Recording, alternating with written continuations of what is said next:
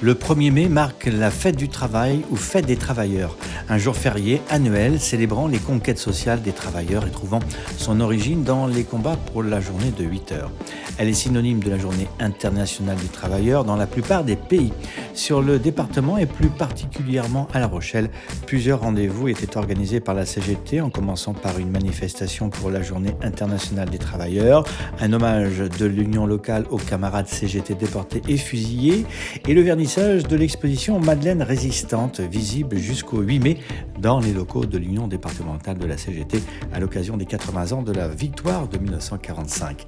Un banquet populaire clôturait cette journée placée sous le signe de la fraternité.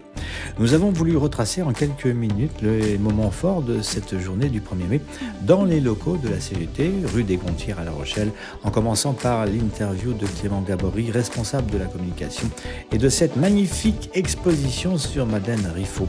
Il nous rappelle en premier lieu les revendications de la CGT qui fête cette année ses 130 ans. Clément Gabory. Le 1er mai pour la CGT, c'est évidemment la journée internationale de lutte pour les travailleurs et les travailleuses.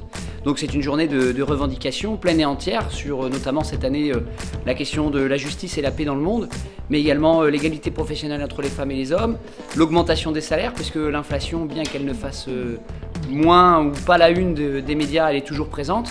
Et puis également la question de l'abrogation de la réforme des retraites, puisque cette réforme injuste imposée à coup de 49.3 est toujours en place.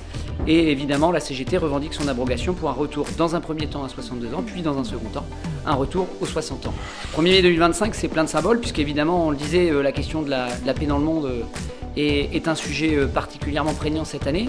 Et à cette occasion, nous avons souhaité, pour l'Union départementale, organiser une exposition en l'honneur et en hommage à Madeleine Riffaut, puisque nous célébrons et commémorons cette année les 80 ans de la victoire de 1945.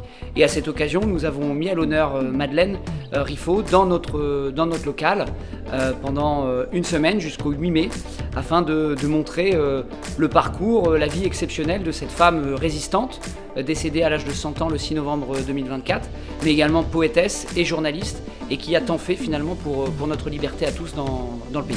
Et la CGT fête ses 130 ans également cette année, puisque 1895 est le congrès de Limoges, c'est le congrès fondateur de la CGT, et donc à cette occasion, pour les 130 ans évidemment, c'est pour le 1er mai en Charente-Maritime, une journée de lutte et une journée de solidarité, de fraternité, de joie dans les locaux de l'Union départementale, avec également cet événement culturel que vous pouvez apercevoir derrière moi. Je pense que l'unité syndicale est un des éléments qui permet aux gens d'avoir foi en la lutte et en la capacité qu'on peut avoir à se rassembler et finalement à faire gagner nos revendications.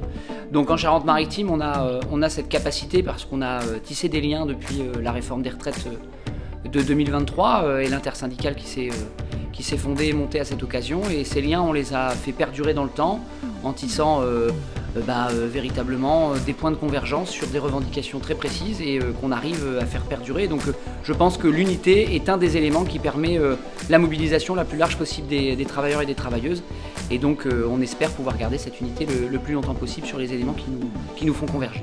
Alors que les discours de la haine, de rejet et de repli identitaire gagnent du terrain dans de nombreuses sociétés jusqu'à s'imposer dans certaines urnes au printemps 2022, la sidération est palpable au sein de nombreuses organisations.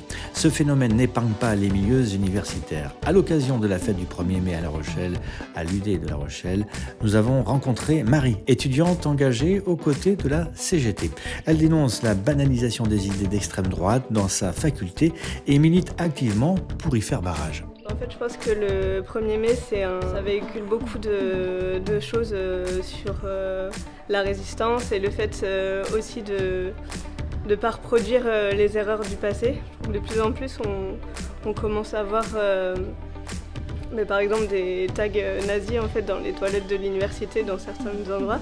Et c'est vrai que ça, c'est très flippant en fait, de voir ce genre de choses se reproduire. Donc c'est vrai que je pense que c'est bien de voir des témoignages comme Madeleine, en fait, c'est vraiment touchant, et ça rappelle l'importance de ne pas répéter en fait ces schémas, quoi. Parce qu'il y a une montée aussi clairement de l'extrême droite, je pense aussi chez les jeunes, et je pense que c'est vraiment préoccupant. Au sein de l'université, on va essayer de créer des espaces d'échange justement pour favoriser le dialogue et trouver des solutions pour y faire face et pouvoir trouver les mots justes aussi pour discuter avec les gens qui ont ces idées-là, parce que, pour comprendre pourquoi. Et il y a aussi besoin de moments joyeux, chaleureux, de musique, et puis intergénérationnel aussi, qui est sympa. Ça fait presque familial en fait, et on a besoin de ça, je pense, pour garder l'espoir.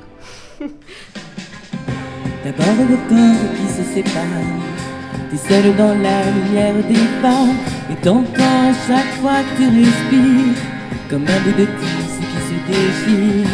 Et ça continue encore et encore, c'est que le début, d'accord et d'accord.